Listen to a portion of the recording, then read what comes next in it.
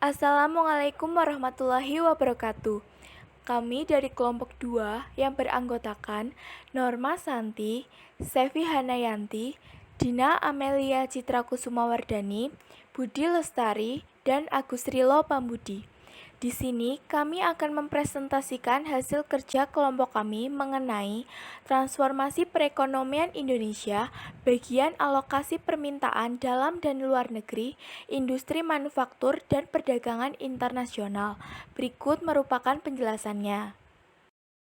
Subbab yang akan kami bahas yaitu yang pertama, proses alokasi perekonomian, yang kedua, transformasi industri manufaktur di Indonesia, dan yang terakhir, transformasi perdagangan internasional di Indonesia. Subbab yang pertama yaitu proses alokasi perekonomian. Berikut merupakan penjelasannya.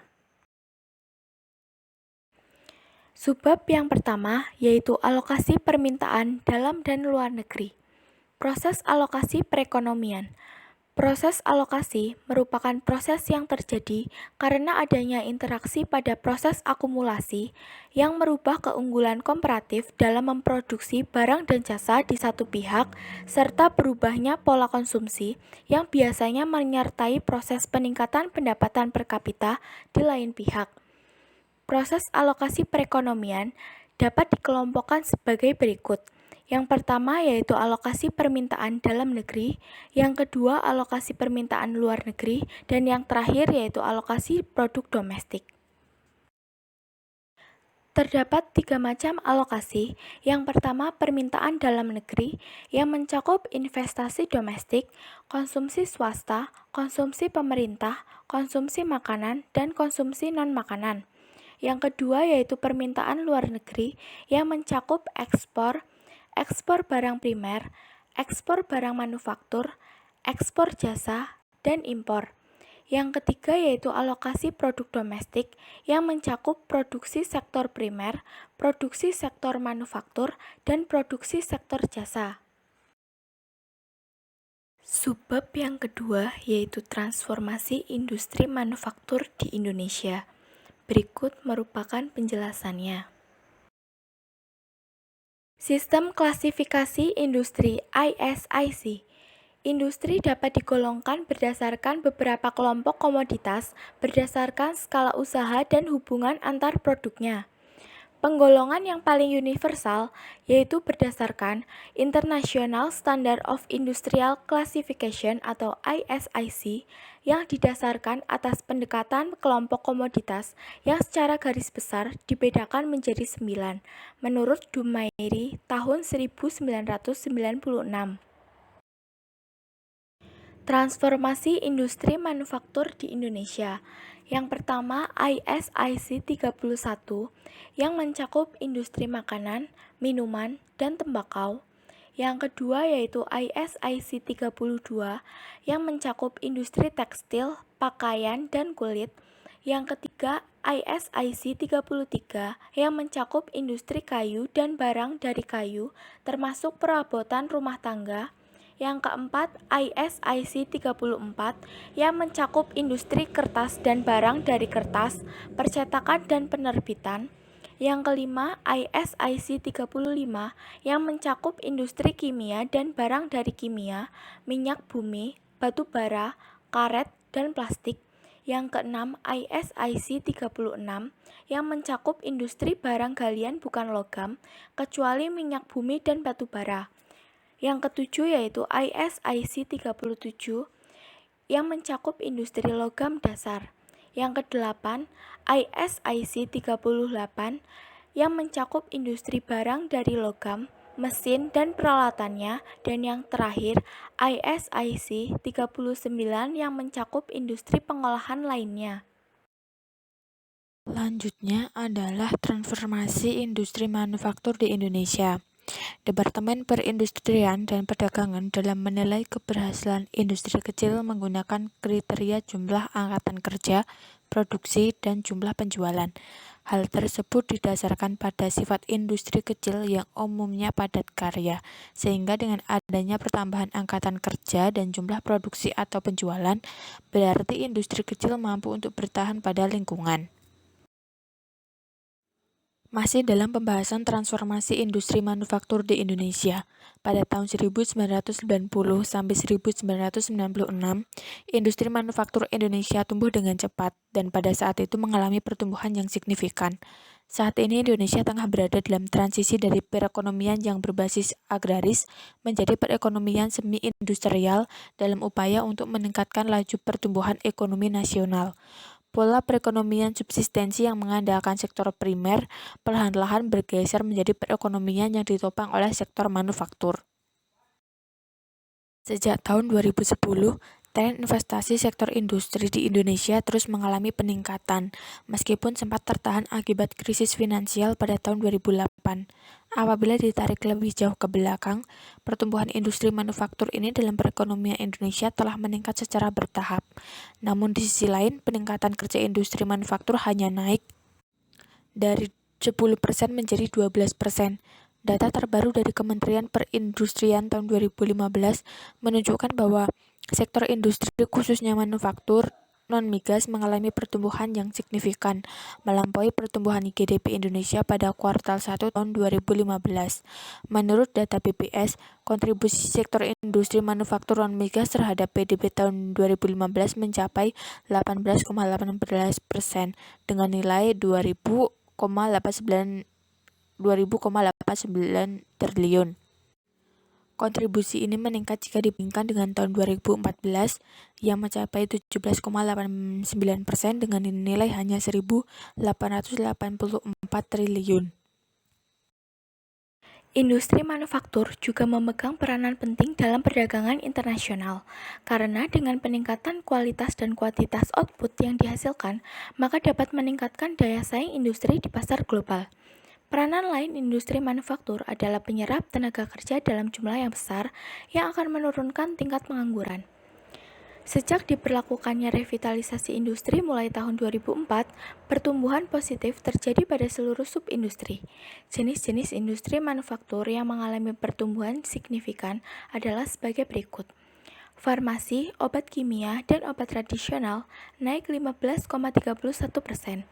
Pengolahan lainnya naik sebesar 13,33%.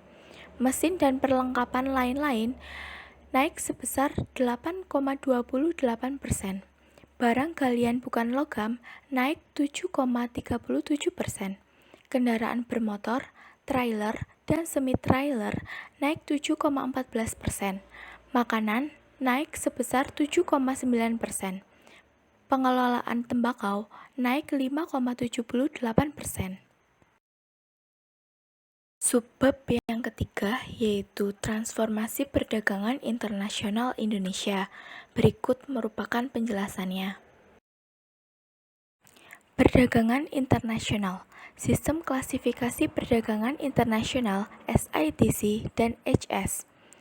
SITC atau Standard International Trade Classification disusun oleh Perserikatan Bangsa-Bangsa atau PBB sejak tahun 1962 sebagai sistem penggolongan produk perdagangan. Penyusunan SITC tidak hanya dari sifat material dan fisik produk, namun juga dari tahap pengolahan dan fungsi ekonomi produk tersebut karena SITC kode bertujuan untuk memfasilitasi analisis ekonomi. Sistem pengkodean SITC hanya sampai 5 digit. Klasifikasi utama barang pada sistem ini yang dilihat dari 1 digit pertama hanya terdapat dari 10 kategori. Transformasi Perdagangan Internasional Indonesia SITC kode 0 klasifikasi barang makanan dan hewan. SITC kode 1 klasifikasi barang minuman dan rokok. SITC kode 2 klasifikasi barang bahan mentah kecuali bahan bakar. SITC kode 3 klasifikasi barang mineral, bahan bakar dan lainnya. SITC kode 4 klasifikasi barang minyak, lemak hewani dan nabati. SITC kode 5 klasifikasi barang kimia dan produk lainnya. SITC kode 6 klasifikasi barang manufaktur dasar. SITC kode 7 klasifikasi barang mesin transportasi dan peralatan. SITC kode 8, klasifikasi barang manufaktur lainnya. Transformasi Perdagangan Internasional Indonesia. HS kode merupakan sistem klasifikasi barang perdagangan dunia untuk mempermudah menetapkan tarif, mencatat transaksi perdagangan, mengontrol transportasi, serta melaporkan data statistik perdagangan. Saat ini, HS kode merupakan dasar pengklasifikasian produk ekspor-impor di Indonesia dan diterjemahkan dalam buku Tarif Bea Masuk Indonesia atau BTBMI yang menjelaskan tarif per produk. HS kode sudah disusun sejak 1986 oleh sebuah kelompok studi dari World Customs Organization yang disahkan pada suatu konvensi dan disepakati oleh 70 negara yang sebagian besar dari Eropa. Lanjutannya, namun sekarang hampir seluruh negara ikut meratifikasi. Setiap negara dapat mengembangkan HS kode ini lebih dari 6 digit supaya menjadi lebih spesifik sesuai kebijakan pemerintah. Namun, tetap harus menggunakan pedoman HS kode 6 digit. Di Indonesia, sistem penggolongan barang perdagangan pernah menggunakan sistem 10 digit dalam buku Tarif Bea Masuk Indonesia atau BTBMI yang menjabarkan lebih rinci dari 6 digit HS kode. Tetapi per 1 Maret 2017 HS kode di Indonesia mengikuti HATN dari ASEAN yang menggunakan sistem 8 digit. Berikut adalah penjabaran dari digit HS kode. 2 digit pertama merupakan bab pengklasifikasian utama. Contoh, 09 sama dengan kopi, teh, match, dan rempah-rempah. 4 digit pertama merupakan pos yang mengidentifikasi pengelompokan dalam suatu bab. Contoh, 09.01 sama dengan kopi yang dihilangkan kafeinnya maupun tidak. Sekam dan kulit kopi pengganti kopi mengandung kopi dengan perbandingan berapapun. Selanjutnya, 6 digit pertama merupakan subpos yang menjelaskan secara spesifik tipe produk dalam suatu pos. Contoh, 09.01.11. Kopi tidak digongsen, tidak dihilangkan kafeinnya. Selanjutnya, 8 digit pertama merupakan subpos yang berlaku pada ASEAN dan Indonesia. Berasal dari teks ASEAN Harmonious Tariff Nomenclature atau HATN. Pos tarif ini menunjukkan besarnya pembebanan atau BM PPN, PPNBM atau cukai, serta ada tidaknya peraturan tata niaganya. Contoh, 09.01.11.10 sama dengan kopi tidak digongsen, tidak dihilangkan kafeinnya, Arabica, WIP atau Robusta OIB.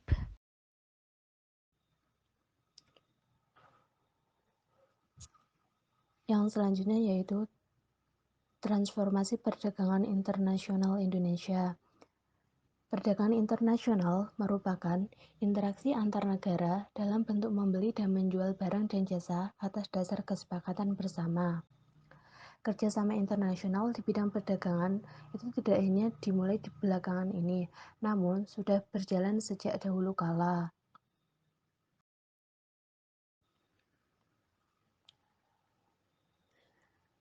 Yang selanjutnya yaitu jenis perdagangan internasional. Jenis perdagangan internasional ada 5, yaitu yang pertama, ekspor dan impor. Ekspor dan impor adalah bentuk perdagangan internasional yang sering dibuat. Ada 2 cara untuk melakukan ekspor, yaitu ekspor reguler dan ekspor non-reguler. Yang kedua yaitu barter. Barter atau pertukaran barang dengan barang masih umum dalam perdagangan internasional. Jenis barter meliputi barter dan switch barter. Yang ketiga yaitu konsinyasi. Barang yang dijual melalui jalur konsinyasi di pasar internasional harus terlebih dahulu menunggu adanya pembeli. Biasanya, penjualan melalui perdagangan di pasar terbuka atau pertukaran melalui lelang. Yang keempat yaitu package deal.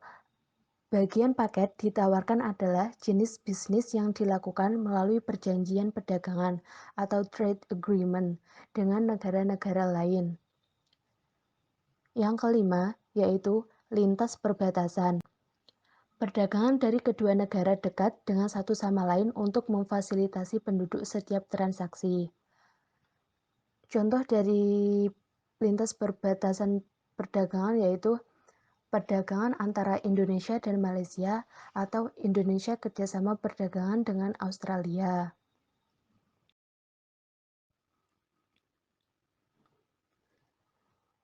Yang selanjutnya yaitu salah satu contoh transformasi perdagangan Republik Indonesia. Kami mengambil salah satu berita dari bisnis.com yang berjudul 3 produk ekspor ini jadi bukti transformasi perdagangan Republik Indonesia. Dalam berita tersebut, Menteri Perdagangan Muhammad Lutfi membeberkan 3 produk ekspor yang menjadi bukti transformasi perdagangan Indonesia dari negara penghasil barang mentah dan setengah jadi menjadi eksportir barang Indonesia dan industri berteknologi tinggi. Produk-produk yang dimaksud mencakup besi, baja kendaraan bermotor, dan penghiasan. Ada 3 produk dari 10 besar ekspor non-migas yang menurut saya penting karena menunjukkan transformasi Indonesia dari penghasil barang mentah dan setengah jadi menjadi eksportir barang industri dan industri berteknologi tinggi, yakni besi baja, otomotif, dan perhiasan. Berikut adalah kutipan dari Lutfi dalam konferensi pers Trade Outlook 2021 secara virtual. Sepanjang 2020, ekspor besi dan baja mencapai 10,85 US dollar miliar atau naik 46,84% dibandingkan dengan 2019. Kenaikan ini menjadikan besi baja sebagai komoditas non-migas dengan pertumbuhan tahunan terbesar pada 2020. Jadi, sebelumnya tidak terbayang Indonesia menjadi produsen, kini menjadi penghasil terbesar setelah Cina, terutama stainless steel. Dia juga mengemukakan potensi ekspor yang lebih baik untuk otomotif meski sepanjang 2020 mengalami kontraksi 19,36%. Tahun lalu, ekspor kendaraan bermotor dan suku cadangnya bernilai 6,60 miliar US dollar dan menempati peringkat ke-6 ekspor non-migas terbesar. Sekian presentasi dari kelompok kami. Mohon maaf apabila banyak kesalahan dan kekurangan. Terima kasih. Wassalamualaikum warahmatullahi wabarakatuh.